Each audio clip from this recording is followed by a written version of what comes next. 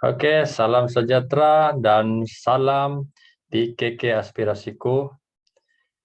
Oke, tujuan rekaman video ini adalah untuk memberi penerangan sesi taklimat disiplin Akta 174. Oke, saya teknologis LD Bartholomeus Philip, pegawai disiplin Politeknik Kota Kinabalu Sabah. Oke.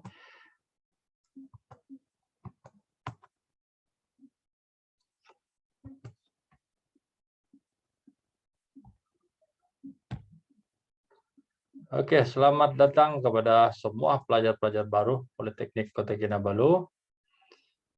Oke, untuk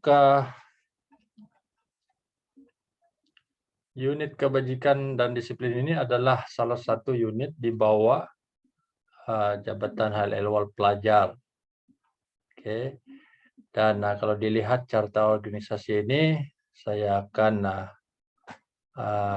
berada di bawah unit kebajikan dan disiplin Hal Ehwal Pelajar, di Politeknik Kota Kinabalu, dan dibantu oleh beberapa ketua pegawai disiplin jabatan, dan juga pegawai disiplin yang lain.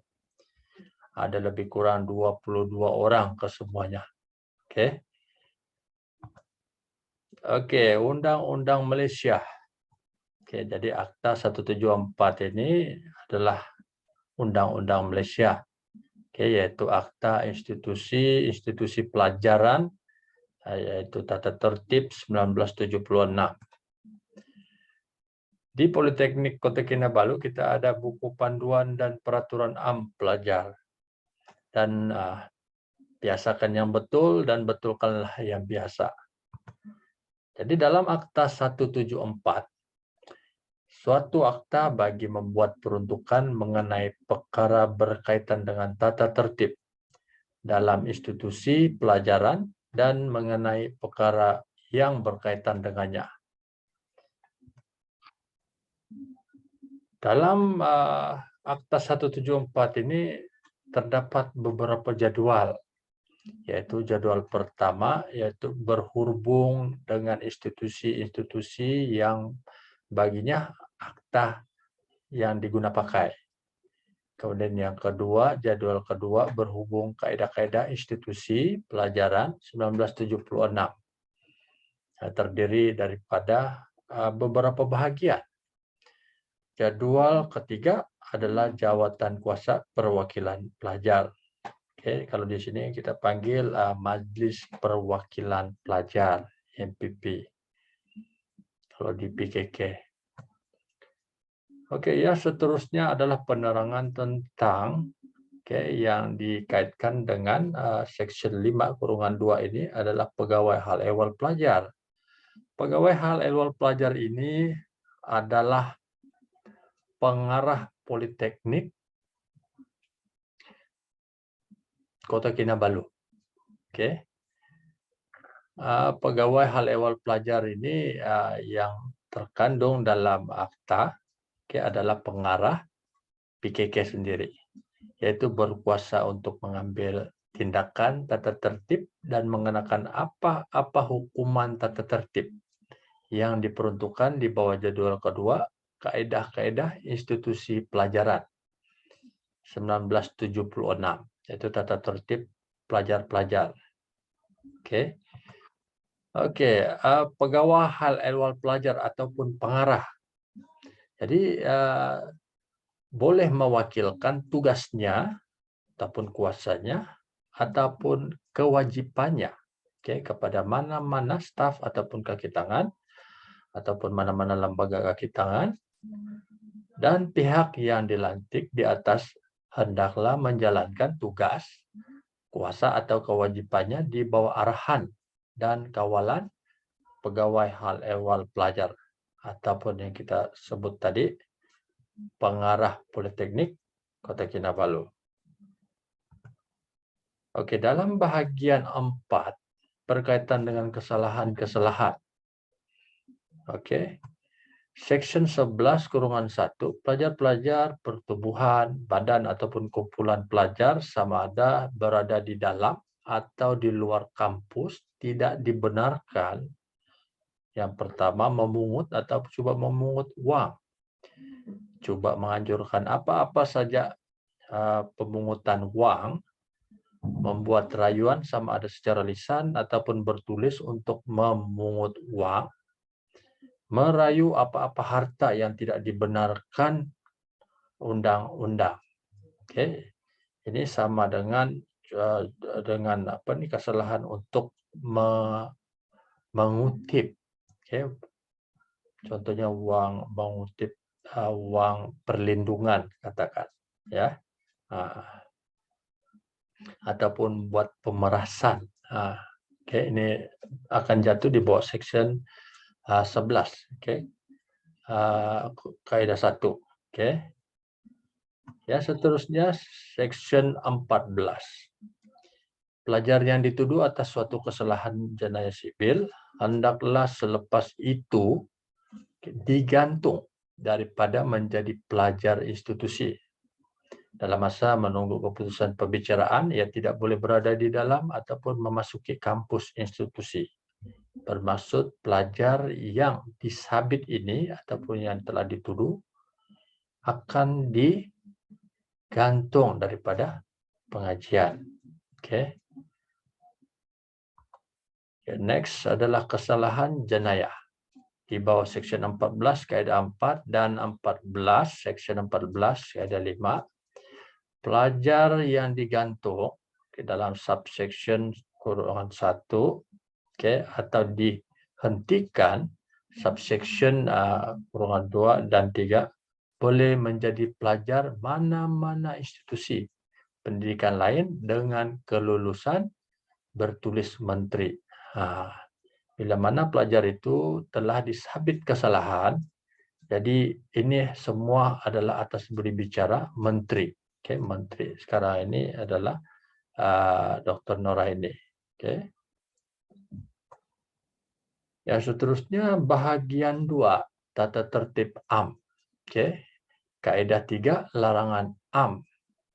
Jadi seseorang pelajar tidak boleh melakukan sama ada di dalam ataupun luar kampus yang boleh merosakkan atau mendatangkan mudarat kepada nama baik institusi atau nama baik pelajar, kaki tangan, pegawai ataupun pekerja institusi.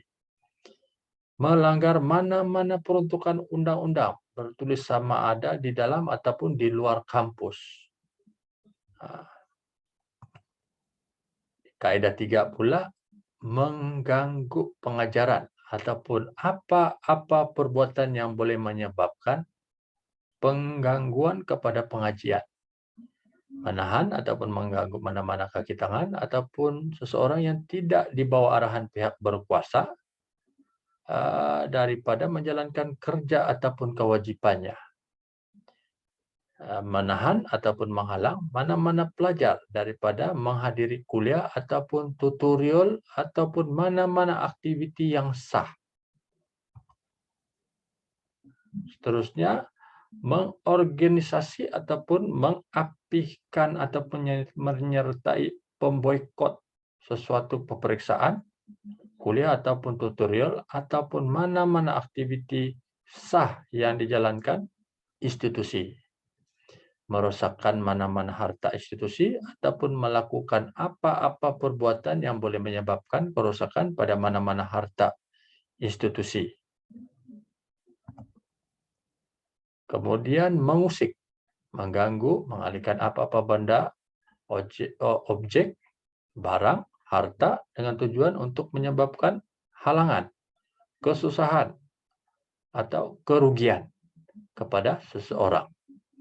Membawa masuk ataupun keluar apa-apa buku, kertas, dokumen, ataupun gambar tanpa kebenaran dan dilarang untuk berhubung dengan mana-mana pelajar dalam masa peperiksaan dengan apa-apa cara sekalipun.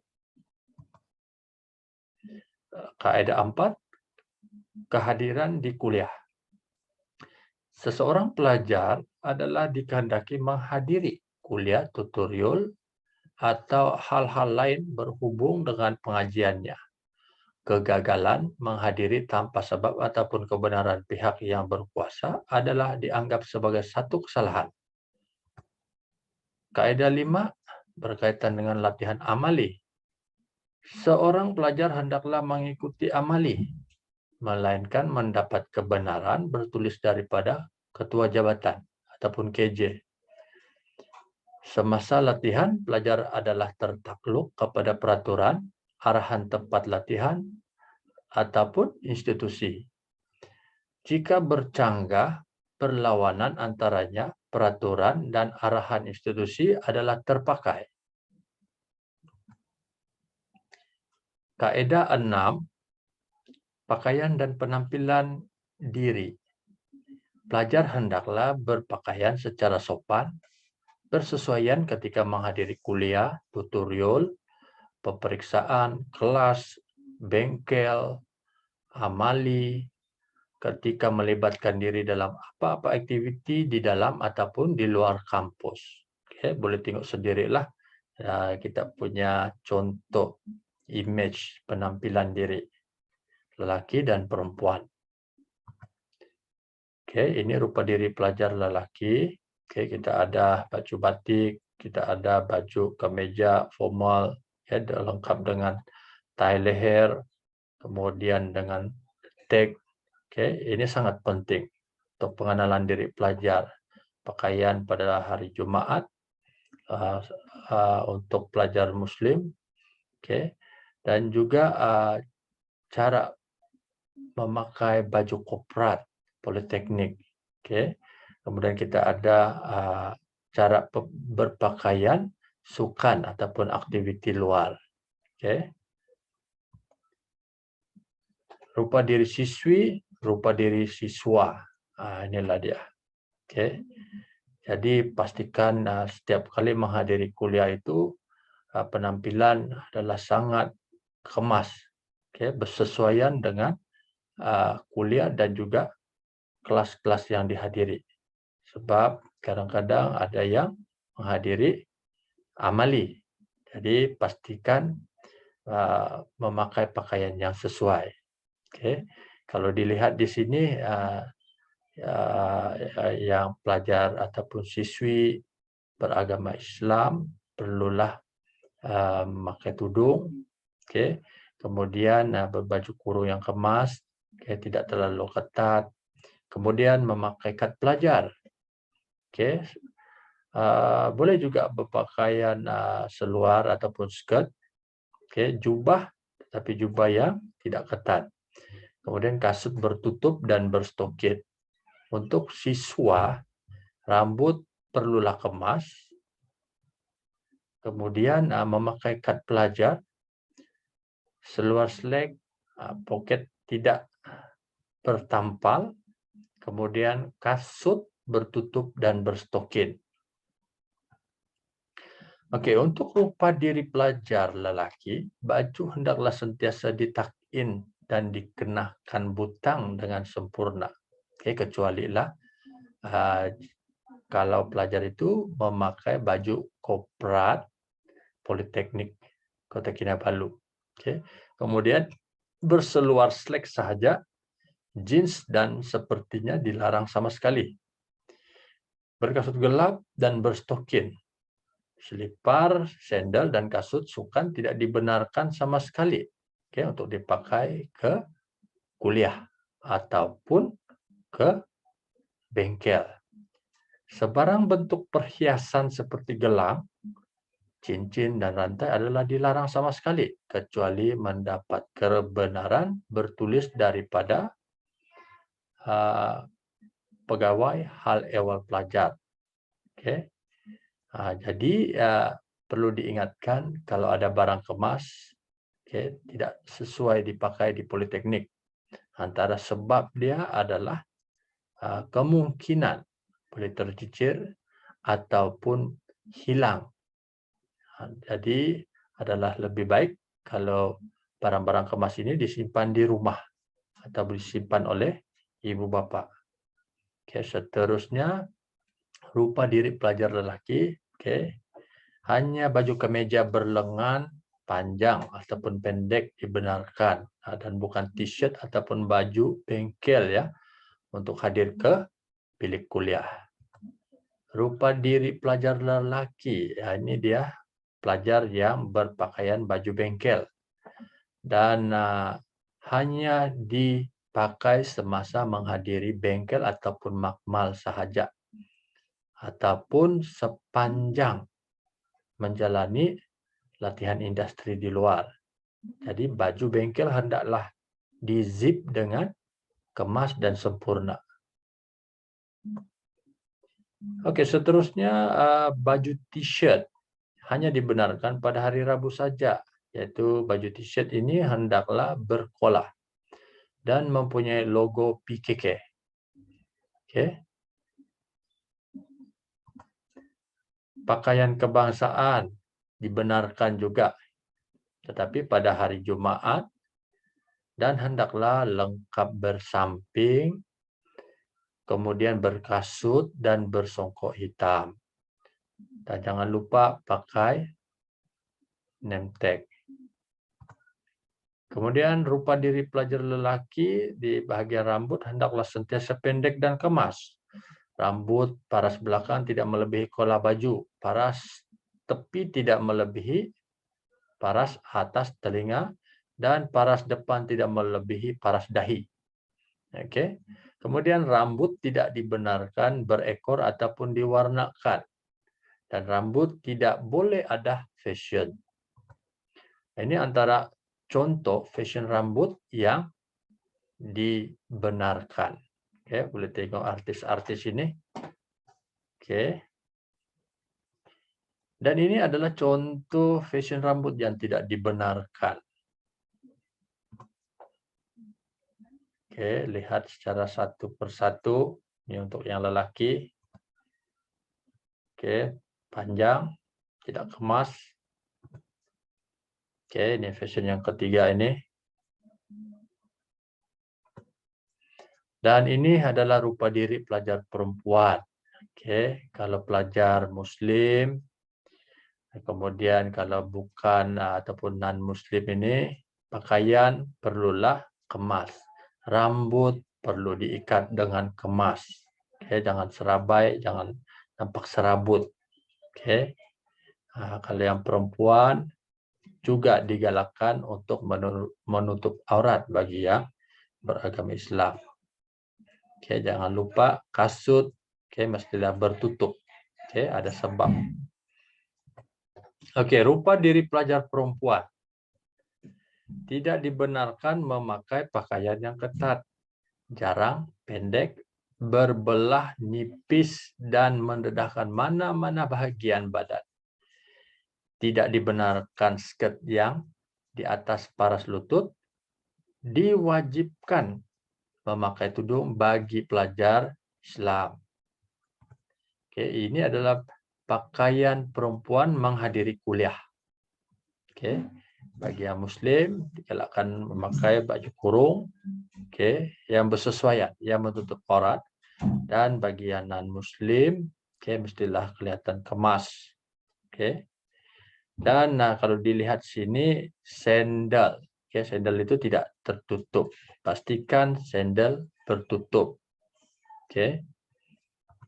Kemudian rupa diri pelajar perempuan. Yang ini semasa menghadiri bengkel. Oke. Jadi pastikan memakai baju bengkel ataupun untuk ke makmal saja. Oke. Ini adalah baju t-shirt untuk pelajar perempuan. Oke. Tidak perlu tuck in. Oke, mestilah kemas. Alright. Dan baju t-shirt ini hendaklah berkola dan mempunyai logo PKK saja. Ini boleh dipakai pada hari Rabu. Tiada logo Poli KK tidak dibenarkan pakai, kecuali atas sebab-sebab tertentu. Contohnya, tidak mendapat bekalan t-shirt rasmi Politeknik Kota Kinabalu lagi. Oke. Yang seterusnya rupa diri pelajar perempuan. Oke, selipar, sendal, kasut bertumit tinggi tidak dibenarkan. Takut-takut, terlicin, terjatuh boleh mengakibatkan kecederaan. Ya. Kemudian kasut high heel ataupun yang melebihi 2 inci ini tidak dibenarkan. Kemudian rambut berwarna dan berfashion adalah sangat dilarang.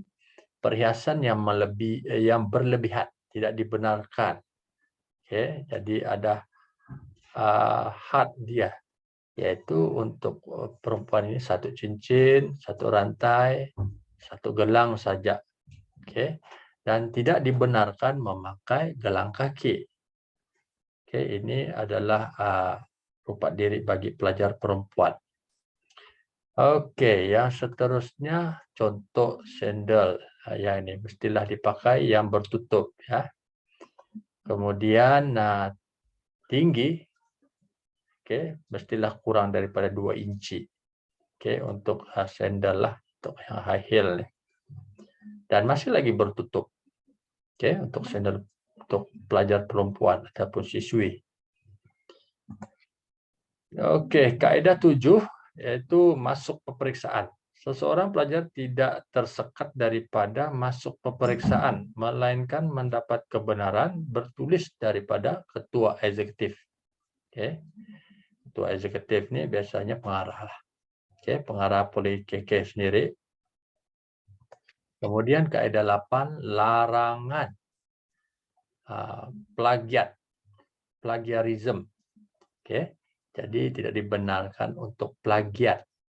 Oke, pelajar tidak boleh memplagiat apa-apa ide, penulisan, data ataupun ciptaan orang lain. Ini kalau ditangkap, kalau disabit kesalahan orang di mahkamah, jadi kita akan didapati bersalah. Oke, akan ada hukuman yang sangat berat. Oke, kaidah 9, mengorganisasi perhimpunan. Ya, ini biasanya seorang pelajar ataupun pertubuhan badan ataupun kumpulan pelajar tidak boleh mengadakan perhimpunan. Oke, lebih daripada 5 orang di mana-mana bahagian kampus tanpa kebenaran pihak berkuasa. Ini perhimpunan yang biasanya lebih kepada membuat fitnah ataupun merancang sesuatu yang tidak baik, terhadap politeknik sendiri, ataupun institusi itu sendiri. Jadi kalau ada yang ingin berhimpun, perlu mendapatkan kebenaran, secara bertulis. Dan ini tidak sama dengan pelajar berkumpulan untuk pergi bersukan. Ya, itu berbeza. Yang dimaksudkan adalah organisasi. Organisasi yang cenderung ke arah yang lebih ekstrim. Kalau di Malaysia ini biasanya orang kaitkan dengan ekstrim dalam agama. Dan ada macam-macam lagi organisasi yang boleh menggugat keamanan. Ya, seterusnya kaidah 10, memiliki, menggunakan pembesar suara. Jadi ini adalah contoh macam healer ataupun mikrofon PA system sendiri. Seseorang pelajar ataupun pertubuhan badan ataupun kumpulan pelajar tidak boleh mempunyai ataupun menggunakan sesuatu pembesar suara ataupun alat yang seumpamanya tanpa kebenaran bertulis dari pihak berkuasa. Kaidah 11, tidak boleh membuat, mempamerkan ataupun mengibar ataupun mempunyai sesuatu bendera, panji-panji plakat, poster, lambang, lain-lain alat yang boleh menggalakkan perbuatan-perbuatan melanggar tata tertib, kekacauan, dan keingkaran terhadap kaidah ini. Ini kaidah 11. Oke. Ini lebih kepada politik lah ini, yang boleh dikaitkan dengan politik lah. Oke. Kemudian kaidah 12. Tidak boleh menerbitkan, membahagikan, ataupun mengedarkan apa-apa dokumen di dalam ataupun di luar kampus tanpa kebenaran pihak berkuasa. Sama juga macam tadi kaidah 11, oke, yakni risalah ataupun risalah yang boleh menggugat ketentraman. Oke. Jadi ya ini perlu dihindari. Kalau brosur untuk marketing, oke, untuk edaran tujuan mempromosikan aktiviti projek akhir pelajar, itu tidak ada masalah. Oke. Tapi bukan jenis yang hasutan. Oke. Yang seterusnya kaidah 13. Tidak boleh mengorganisasi menyertai sesuatu aktiviti di luar kampus kecuali mendapat kebenaran bertulis daripada pihak berkuasa institusi. Jadi ini juga perlu ada kebenaran. Boleh sertai, tetapi pastikan di maklum awal kepada pengarah. Oke. Kaidah 14, tidak boleh bertugas dalam pekerjaan, perniagaan, perdagangan, ataupun aktiviti lain yang pada pendapat pegawai eksekutif adalah tidak diingini. Oke. Jadi yang ini sebenarnya kita cegah supaya pelajar-pelajar ini tidak terjebak dengan aktiviti yang tidak sehat.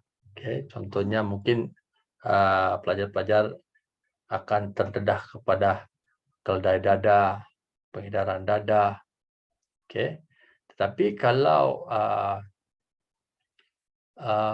tujuan pembelajaran dan mendapat kebenaran, itu tidak ada masalah. Ya, tidak ada masalah, itu berbeza. Jadi senang cerita, pastikan dapat kebenaran, oke, daripada pegawai eksekutif ataupun pengarah politeknik. Ya, seterusnya kaidah 15, tidak boleh membuat apa-apa perhubungan sama ada secara lisan, bertulis, apa-apa cara lain kepada seseorang pegawai awam, akhbar, orang ramai dalam bentuk syarahan, ucapan, pernyataan awam, sesuatu penyiaran dengan suara ataupun gambar. Oke. Jadi hari ini kalau kita lihat biasanya media hari ini lebih kepada media elektronik. Oke. Jadi sepatutnya perlu ambil tahu. Oke, bukan sewenang-wenangnya untuk memberi komen-komen yang kurang sehat, yang tidak sepatutnya dibuat oleh seorang pelajar. Contoh dia macam kita mau kondem seseorang. Oke, mungkin pensyarah itu kamu tidak puas hati. Jadi ambil jalan mudah untuk viralkan. Jadi ini adalah antara yang saya maksudkan. Kalau dalam kaidah 15 memang tidak boleh. Oke, tidak boleh. Tidak boleh sewenang-wenangnya. Kalau dengan orang newspaper pun kita cegah, apatah lagi dengan sendiri-sendiri untuk viral. Oke. Yang baik tidak ada masalah. Yang baik. Tetapi kalau yang menjadi kesalahan ini bila mana menyebarkan sesuatu yang tidak rasmi akan menjadikan sebagai satu fitnah. Oke. Saya harap semua siswi dan siswa ini paham. Kaidah 17, perjudian. Ini lebih kepada judi lah. Tidak boleh ada organisasi, pengurusan terlibat dalam apa-apa kegiatan perjudian, pertaruhan, loteri dalam kampus. Bermaksud tidak boleh ada terlibat dengan apa-apa kegiatan. Contohnya macam betting, betting untuk bola. Jadi kalau didapati bersalah ataupun tertangkap, Dan ini dalam kaidah 17. Okay. Dan dalam undang-undang Malaysia yang lain pun, dalam jenayah yang lain pun boleh disabit. Okay. Sebab semua siswa dan siswi ini sudah melangkau umur 18 tahun. Okay. Jadi itu kamu kena ingat. Kaidah 18 tidak boleh minum. Ada minuman di dalam kawasan ataupun memiliki apa-apa liquor, alkohol di politeknik. Sekiranya didapati dalam keadaan mabuk, ia akan dianggap bersalah ataupun menjadi suatu kesalahan tata tertib. Terusnya kaidah 19, tidak boleh memiliki, mengedar ataupun mempamerkan apa-apa bahan lucah di dalam kampus.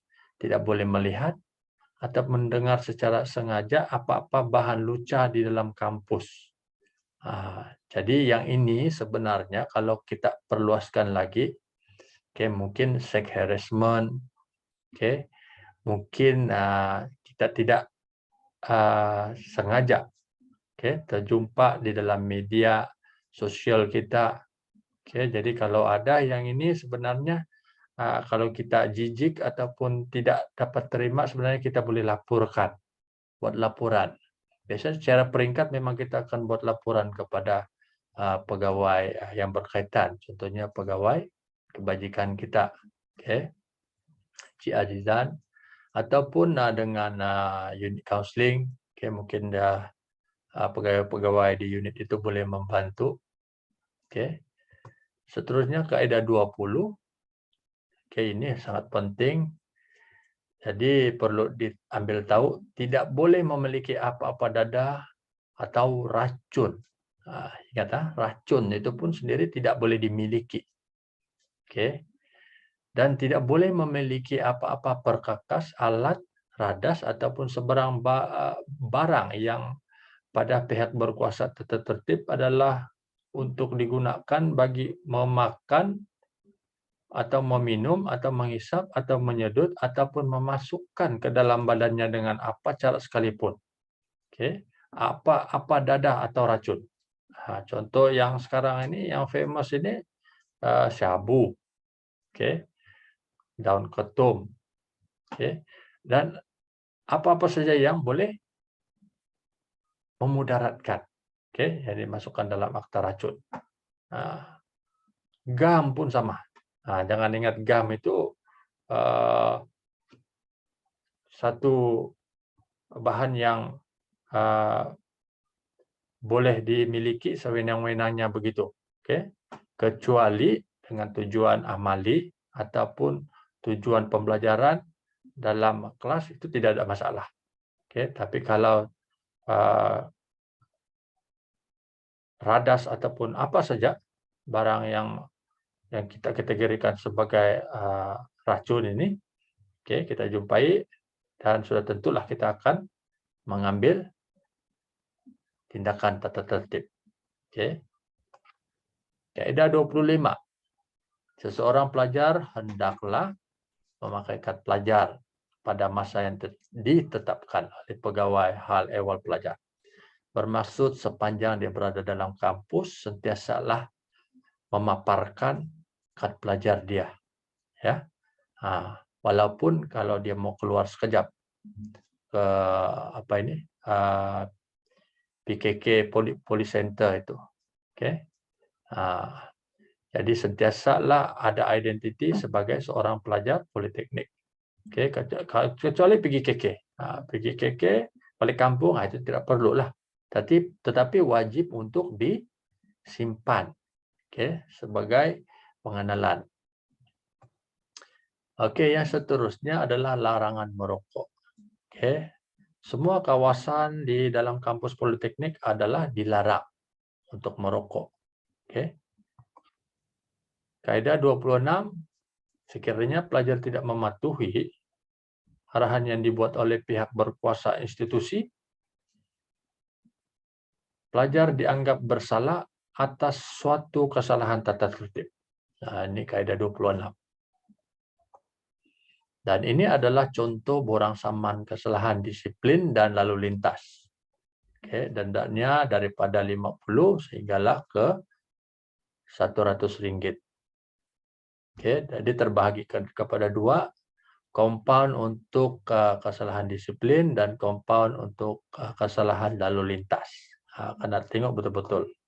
Oke, jadi mana-mana kesalahan yang tidak termasuk dalam item ini akan diletak pada lain-lain perkara. Oke, contoh dia lebih jelas lagi. Oke, untuk lalu lintas ini memang rate dia 50 sampai Rp100. Oke, kesalahan yang kadarnya lebih tinggi compound dia adalah bila tidak ada pelekat kendaraan ataupun tiada lesen ataupun tidak ada rotek insurans yang sah. Oke. Jadi ini adalah senarai peraturan-peraturan yang penting lah pelajar-pelajar perlu tahu. Oke, saya mulai daripada bawah lah peraturan asrama. Oke, perlu diketahui bagaimana bagi yang tinggal di asrama lah. Kemudian kad pelajar perlu dipakai. Kalau tidak dendanya 50. Pelajar lelaki, oke, kalau rambut panjang, berfashion 50, pakaian pelajar dan kemasan diri tidak kemas, selekeh lah orang bilang, cincai pakai. Oke, 50 juga. Larangan merokok kalau didapati. Oke. Jadi saman dia 50 kalau yang hisap figup. Oke. Kemudian masa aktiviti pelajar pada waktu malam, oke, adalah terhad sampai pukul 10 saja. Oke, kalau dijumpai dan tidak boleh jelaskan, jadi akan dikenakan tindakan tata tertib. Oke, kawasan larangan pelajar adalah di bangunan pentadbiran dan akademik, yaitu antara pukul 6 petang sampai pukul 6 pagi. Oke. Jadi kesalahan lalu lintas macam saman, oke, yang 100 ini, oke, biasanya saya sudah terangkan tadi lah. Kemudian parking, oke, biasanya parking pelajar main parking saja, tidak ikut parking lot yang telah disediakan untuk pelajar. Kemudian parking, oke, di parking lot pensyarah. Ini juga kebiasaannya pelajar tidak tahu. Ini menjadi satu kesalahan. Oke, ini adalah makluman lah. Oke, sebenarnya pelekat untuk kendaraan ini hanyalah RM5 saja.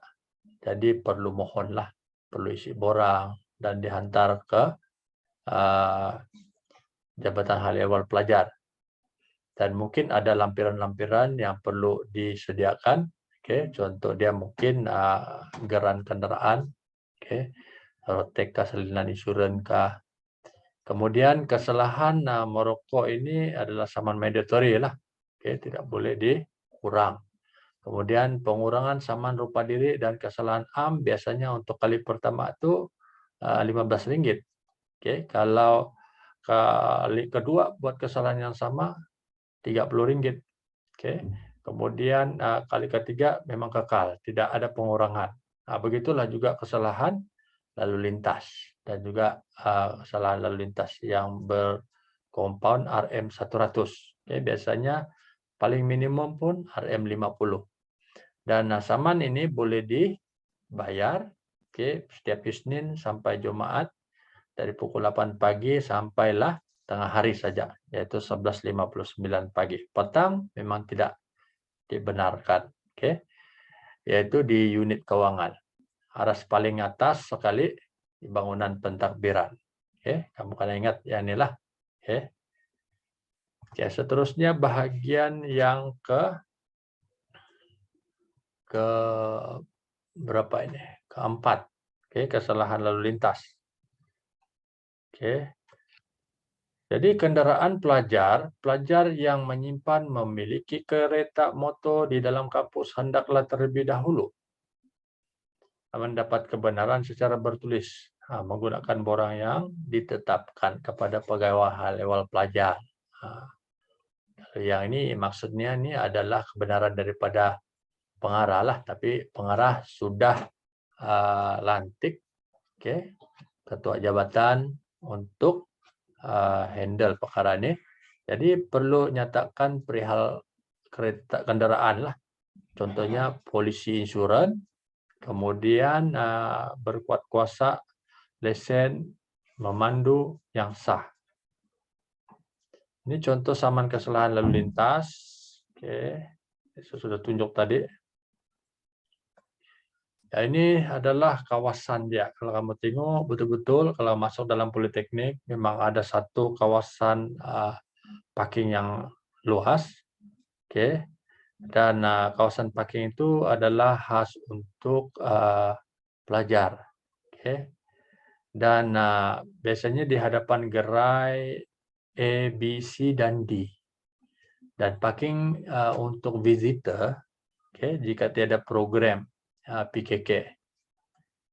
Tapi kalau ada program, kawasan visitor parking itu tidak dibenarkan. Sebab apa? Ada program. Kesalahan lalu lintas contohnya macam ni lah. Dia main parking saja macam ni. Walaupun telah disediakan tempat parking kereta untuk pelajar.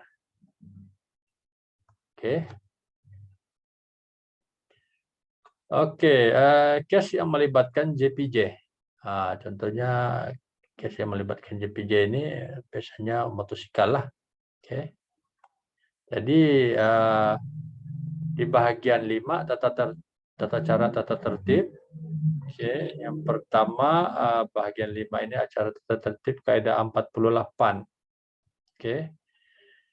Yaitu bila mana seseorang pelajar yang didapati bersalah ataupun sesuatu kesalahan tata tertib boleh dikenakan mana-mana 1, 2 atau lebih hukuman itu disatukan sekali oleh pihak berkuasa tata tertib. Seperti berikut. Yang pertama mungkin kita boleh bagi amaran.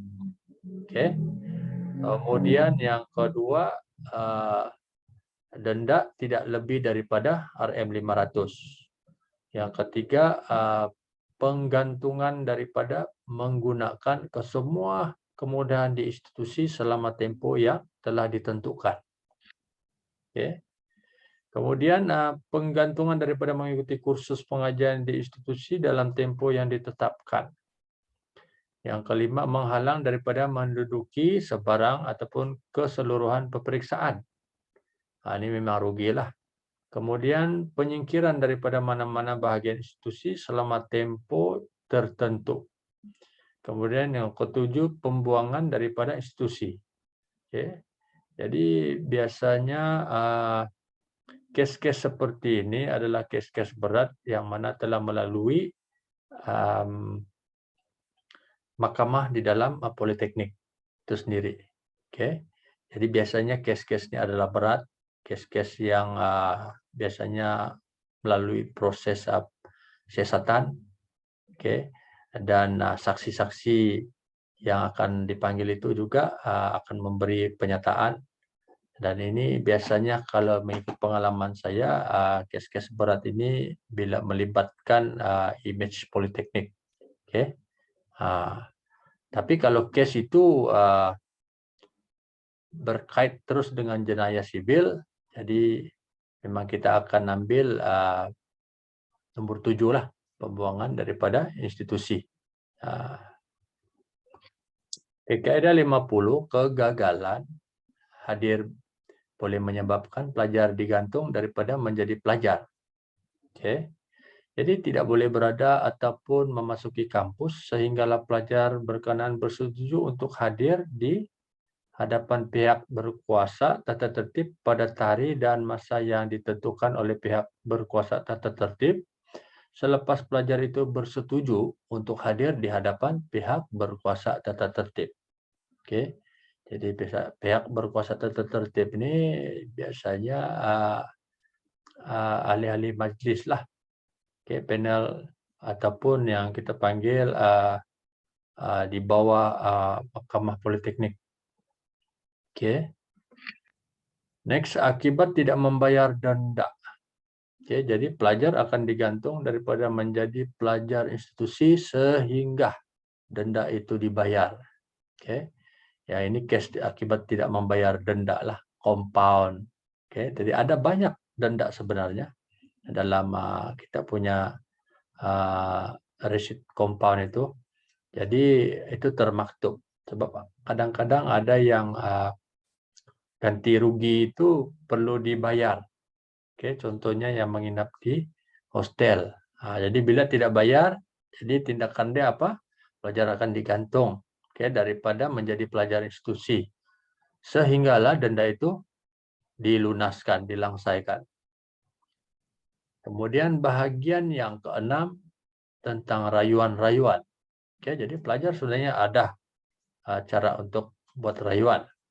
Dalam kaedah 67, jika seseorang pelajar tidak berpuas hati dengan sesuatu keputusan pihak berkuasa tata tertib, pelajar boleh mengemukakan secara bertulis dalam 2 salinan cadangannya untuk membuat rayuan terhadap keputusan itu melalui pegawai hal ehwal pelajar dalam tempoh 14 hari dari tarikh keputusan itu telah diberikan. Oke, yang ini bila mana telah dijatuhkan hukuman ataupun pelajar itu ingin membuat rayuan, oke, tidak ada masalah. Cara dia buat 2 salinan, oke, kemudian dalam tempoh 14 hari lah. Daripada itu akan diberi keputusan. Kemudian bahagian yang ketujuh yaitu kaedah 73. Seseorang pelajar yang melanggar tidak mematuhi mana-mana kaedah ini, sekatan syarat ataupun had dikenakan di bawah kaedah ini atau arahan atau perintah di bawah kaedah ini adalah bersalah atas suatu kesalahan tata tertib. Oke. Jadi ini adalah contoh operasi pemeriksaan disiplin dan barang-barang rampasan. Kalau menampak, oke, ada macam-macam tuh. Kalau tengok macamnya ada macam bag, tali pinggang yang berbakel macam itu besar. Oke. Kemudian barang-barang kemas. Oke, ini antaranya yang tidak dibenarkan dipakai. Mungkin ini pelajar siswa. Oke. Jadi dalam norma baru hari ini, oke, COVID-19 dan sehingga hari ini sungguh pun COVID itu pada bulan 3 tahun 2020. Tahun ini sudah 2022. Oke, jadi kita masih lagi kekal dengan SOP dan sentiasa memakai mask, sentiasa mempunyai jarak sosial lebih kurang 1 meter, sentiasa mencuci tangan, oke, kerap mencuci tangan, oke, dan kalau boleh lepas saja balik daripada kuliah ke keluar ke, oke, jadi perlu mandi lah. Jadi sentiasa juga ambil inisiatif untuk buat ujian pemeriksaan, oke, sama ada dijangkiti ataupun tidak. Oke. Bagi yang belum lengkap lagi dos baru dos 1, dos 2 untuk dos 3 sangat digalakkanlah. Oke. Sebab pengalaman saya kalau ada dos 3 ini kalau ikut nomor 95% kita akan selamat. Oke. Mungkin yang 5% itu yang demam-demam biasa lah, selesma biasa, mungkin hilang deria bau, oke, tapi yang lain-lain itu oke, tidak ada masalah. Oke. Oke, tanggung jawab pelajar sudah tentulah macam yang saya terangkan tadi itu. Oke, kita elakkan 3C, kawasan crowd, oke, perlu ada jarak. Oke, terutamanya di kawasan shopping komplek kah, oke, dalam kelas kah, tidak boleh sewenang-wenangnya bersentuhan lah, bermain gitu. Kemudian di kawasan tertutup. Ini sangat penting. Kemudian amalkan 3 W, selalu cuci tangan, kemudian selalu ganti mask, pakaian 3 lapis, kemudian kalau batuk bersin mestilah cepat-cepatlah tutup, ataupun basuh ganti macam itulah. Mengamalkan langkah proaktif, selalu disinfeksi sebelum dan selepas menggunakan ruang meja ataupun peralatan. Ini digalakkan kalau ada.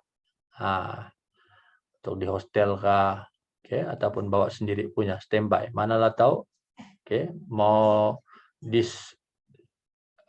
infeksi ini tidak disediakan, jadi ataupun habis, sebenarnya kita ada backup.